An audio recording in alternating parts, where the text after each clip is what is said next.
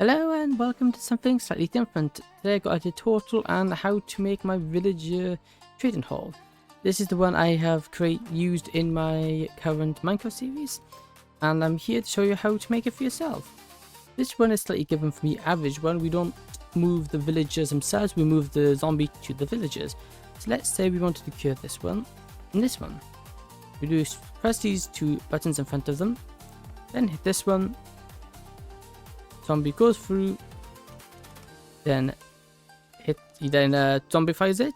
You click this button, sends it back and on to the next one. And once you're done and send the final one back, to bring him back down to his resting point, ready to be sent out again. Then simply just manually cure them, and then you got your villagers all cured. In future of this, we have the redstone torch just to tell you when it's switched on. Otherwise, you wouldn't be able to know.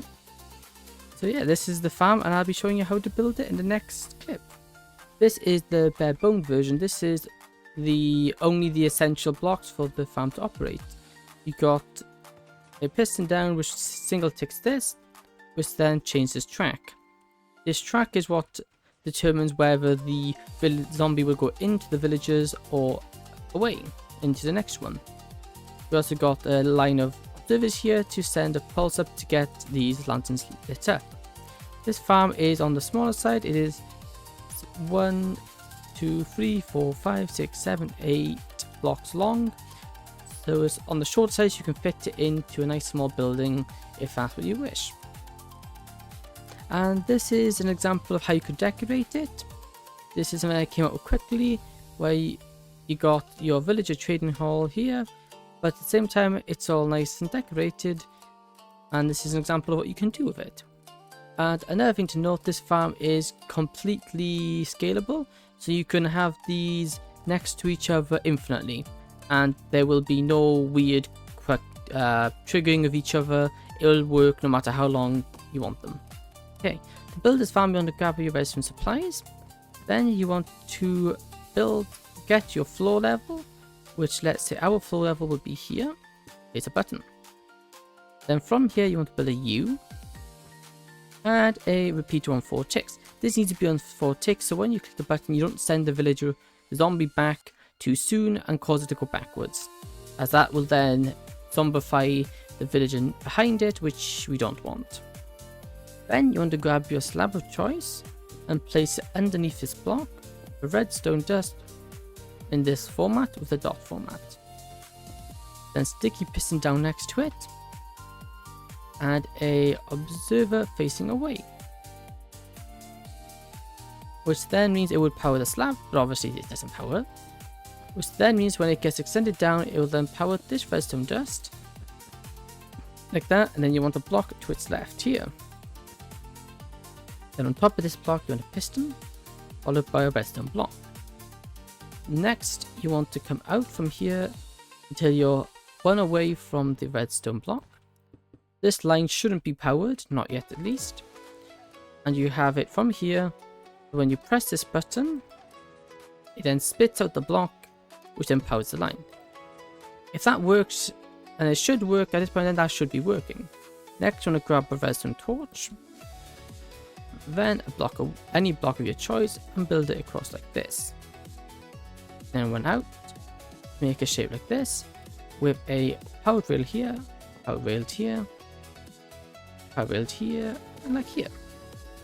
Then the block here like this, remove the bottom ones, and place levers here and here to power these rails.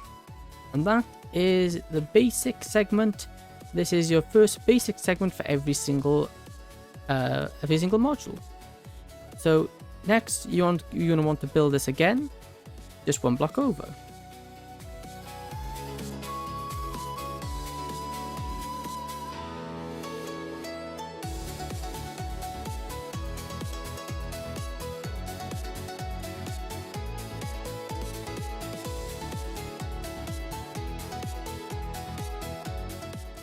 When you're building the next segment, if your rail connects up like this, simply just break it and replace it, and it will then go and connect in. Once you've got your 2 modules like this can be repeated as many times as you want, as this lower half is always the same no matter how long you want it. The next bit, we want to get the lights in place, which will be telling you whether the rail is in this position, which is the on position, or in this position, which is the off position. To do this, you first want to go down in between your two farms, and the very first one wants to be take a redstone observer looking at the torch, then one looking into that, and one looking up, followed by a block. It has to be a solid block that can power redstone components, then a note block, and then an observer into a block. And that's your first one done. On this one, on your next one, you want it facing this redstone block, then up, then a block, then a note block, and then an observer into this, and into that. Now we've got this done. That will bring your redstone signal up the top to turn on lights. Next, you want to place your lights in, which you will place 2 blocks up, and then your redstone torch, your redstone lamp like this, on both sides above every single stall. Then you want to build a U shape here, like that, followed by a redstone repeater and a piston there. And before placing in your redstone block, make sure the rail is in this orientation, or the way that your zombies coming from. So if your zombies coming down this way, it needs to be facing the way the zombie's coming. So whichever the way the zombie's coming from, the rail needs to be facing that way, which means then you place your redstone block here. On this next one, you have to build this one slightly differently to avoid them powering each other. To do this, you want to place one here, another U shape like that, redstone repeater, a block there, redstone dust there, piston, observer, and then one redstone dust here. And again, another mistake here, make sure to have your redstone block in this position, one away from the piston. And then when you press this, it should work. Like that. That turns this one on and changes the rail direction. Press it again, and it goes back to default state.